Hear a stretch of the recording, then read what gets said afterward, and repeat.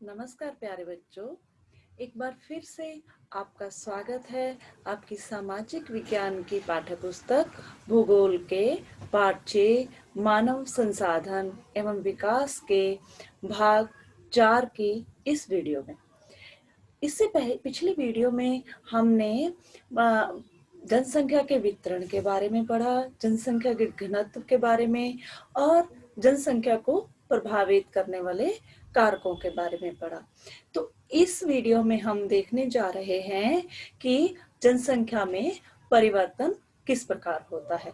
तो आइए इसे ध्यान से समझें और देखें जनसंख्या परिवर्तन के बारे में। तो आइए आगे बढ़ते हैं और देखते हैं आपकी पाठ्य पुस्तक का अध्याय 6 का भाग 4। देखिए, इसमें हम देखेंगे जनसंख्या परिवर्तन के बारे में। जनसंख्या परिवर्तन से तात्पर्य एक निश्चित अवधि के दौरान लोगों की संख्या में परिवर्तन से है। एक निश्चित अवधि में, एक समय सीमा में लोगों की जनसंख्या में जो परिवर्तन होता है उसे जनसंख्या परिवर्तन कहा जाता है। विश्व की जनसंख्या स्थिर नहीं है, जैसा कि हमने पिछले वीडियो में भी पढ़ा, यह कई गुना बढ़ गई है। ऐसा वास्तव में जन्म और मृत्यु की संख्या में परिवर्तन के कारण हुआ है। मानव इतिहास की लंबी अवधि में सन 1800 से 1800 तक विश्व की जनसंख्या बहुत धीरे धीरे बढ़ी, लेकिन बड़ी जनसंख्या में बच्चे उस समय जन्म लेते थे, लेकिन शीघ्र ही उनकी मृत्यु हो जाती थी। तो इसलिए जनसंख्या बहुत धीरे बढ़ी। उस समय मेडिकल सुविधाएं उपलब्ध नहीं होने की वजह से बच्चों की बहुत ही छोटी उम्र में मृत्यु हो जाती थी। ऐसा इसलिए था क्योंकि वहां उचित स्वास्थ्य सुविधाएं नहीं थी, सभी लोगों के पास पर्याप्त भोजन भी नहीं था। कितने ही बच्चे तो भूखमरी का शिकार हो जाते थे। 1804 में विश्व की जनसंख्या 1 अरब हो गई थी। 150 वर्ष बाद 1959 में विश्व की जनसंख्या 3 अरब तक पहुंच गई। इसे प्राय जनसंख्या का विस्फोट कहते हैं। 1999 में 30 वर्ष की अवधि से भी कम समय में जनसंख्या दुगनी अर्थात 6 अरब हो गई। इस वृद्धि का मुख्य कारण खाद्य आपूर्ति एवं औषधियों के कारण मृत्यु दर का कम होना था। अब हम ये देखते हैं कि ये मृत्यु दर क्या होती है और जन्म दर क्या होती है। ये शब्द तो आपने सुने ही होंगे। जन्म दर प्रति 1000 व्यक्तियों पर जीवित जन्मों की संख्या, 1000 व्यक्तियों पर जो जीवित जन्म होते हैं उनकी संख्या को जन्म दर कहा जाता है। और मृत्यु दर प्रति 1000 व्यक्तियों पर 1000 व्यक्तियों में जो मृतकों की संख्या होती है उसे मृत्यु दर कहा जाता है। इसके बाद एक शब्द आपकी पुस्तक में आया, प्रवास। किसी क्षेत्र विशेष में लोगों के आने जाने को प्रवास कहते हैं। किसी एक क्षेत्र में कुछ लोग आते हैं और कुछ वहां से बाहर चले जाते हैं, तो इसे क्या कहते हैं? प्रवास कहते हैं। आगे देखिए, प्राकृतिक वृद्धि दर क्या होती है? प्राकृतिक वृद्धि दर होती है एक देश की जन्म दर और मृत्यु दर के बीच का जो अंतर होता है। जन्म दर और मृत्यु दर के बीच के अंतर को प्राकृतिक वृद्धि दर कहा जाता है। ये छोटी छोटी जो परिभाषाएं हैं ये आप याद रखेंगे तो आपके बहुत काम आएंगी।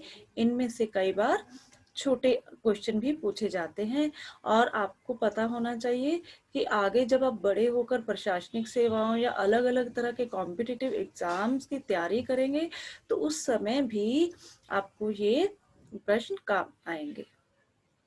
तो देखिए, इसमें जो है जनसंख्या की वृद्धि, जनसंख्या की वृद्धि कब होती है?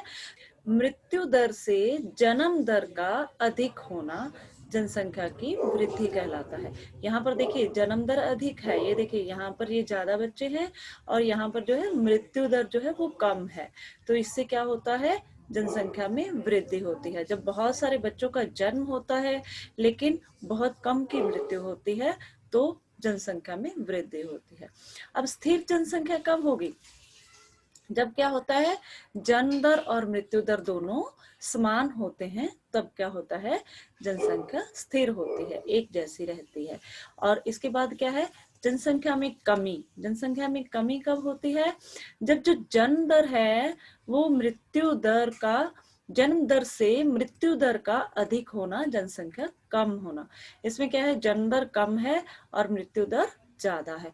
कम बच्चे जन्म ले रहे हैं और मृत्यु दर ज्यादा है, तो क्या होती है, जनसंख्या में कमी होती है। आगे देखिए, आपकी किताब में जो शब्द आए हैं, एक है अप्रवास। जब व्यक्ति नए देश में जाता है तो उसे अप्रवास कहा जाता है, और उत्प्रवास जब व्यक्ति उस देश को छोड़ता है तो उसे उत्प्रवास कहा जाता है। अब आप देखिए, इसमें इंग्लिश में इसे क्या कहते हैं? इंग्लिश में शब्द है इमिग्रेशन और एमिग्रेशन। इमिग्रेशन क्या है? When a person enters a new country. जब एक नए देश में वो एंटर करता है तो वो क्या है, इमिग्रेशन। और emigration when a person leaves a country. तो ये छोटी छोटी सी परिभाषाएं हैं, छोटी छोटी टर्मिनोलॉजी है जो बहुत ही महत्वपूर्ण है। आगे देखिए, उत्प्रवासी एमिग्रेंट्स। उत्प्रवासी क्या होते हैं? वे लोग होते हैं जो देश को छोड़ते हैं, उत्प्रवासी। और अप्रवासी इमिग्रेंट्स, इमिग्रेंट्स कौन होते हैं? वे लोग जो देश में आते हैं, अप्रवासी कहा जाता है उनको। एक शब्द आया है आपकी पाठ्यपुस्तक में, जीवन प्रत्याशा। जीवन प्रत्याशा से क्या अर्थ है? यह उन वर्षों की संख्या है जिसमें औसत व्यक्ति के जीवित रहने की आशा की जा सकती है, उसे कहते हैं जीवन प्रत्याशा। मतलब लोगों की औसत आयु क्या होगी। तो जीवित रहने की जो आशा है उसको अब बढ़ा भी सकते हैं। वो कैसे? वो योग के द्वारा। आप अगर योग करेंगे तो उससे आपके जीवित रहने की जो है, वो आपकी जो उम्र है, जो औसत उम्र है लोगों की, वो बढ़ जाती है। आगे हम देखेंगे जनसंख्या के प्रतिरूप। जनसंख्या की वृद्धि दर विश्व में अलग अलग है। यद्यपि विश्व की कुल जनसंख्या तीव्रता से बढ़ रही है, तथापि सभी देशों में यह वृद्धि दर अनुभव नहीं की जा सकती। कुछ देशों जैसे केन्या में जनसंख्या की वृद्धि दर ऊंची है। उन देशों में जन्म दर और मृत्यु दर दोनों ही ऊंची हैं। हाल ही में स्वास्थ्य सेवाओं में सुधार के साथ मृत्यु दर कम हो गई है। जो मृत्यु दर है वो कम हो गई है, क्योंकि हमारे जो मेडिकल साइंस में नई नई खोजें होती हैं, नई नई इन्वेंशंस होती हैं, नए नए आविष्कार होते हैं, और अच्छी क्वालिटी की ट्रीटमेंट जो उपलब्ध होते हैं, उनसे क्या है, मृत्यु दर कम हो गई है। परंतु जन्म दर अभी भी अधिक है, जिससे वृद्धि दर बढ़ रही है।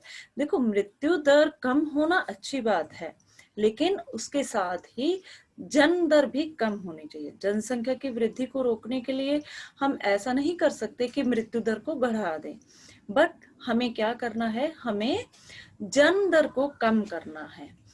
ठीक है। आगे क्या है, अन्य देशों जैसे यूनाइटेड किंगडम में जन्म दर और मृत्यु दर के कारण जनसंख्या की वृद्धि दर मंद है।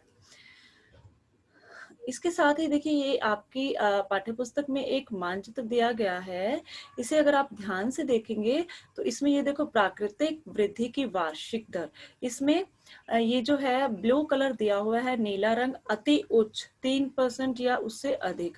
तो ये जहां जहां पर ये देखिए, ये वाला रंग जो दिया गया है, यहाँ पर क्या है, वृद्धि दर जो है बहुत ज्यादा है। उसके बाद उच्च वृद्धि दर, इसमें जो है पिंक कलर है, इसे उच्च वृद्धि दर कहा गया है। यहाँ पर ये देखिए, ये एरिया में जहां जहां पर ये कलर है वहां पर उच्च वृद्धि दर। तो इसी तरह इसको आगे आगे पढ़कर आप इस मानचित्र से समझ सकते हैं देश की, पूरे संसार की प्राकृतिक वार्षिक वृद्धि दर को। तो बच्चों, मैं आशा करती हूँ कि आपने इसके साथ ही आपने इसे ध्यान से सुना होगा और समझा होगा। धन्यवाद।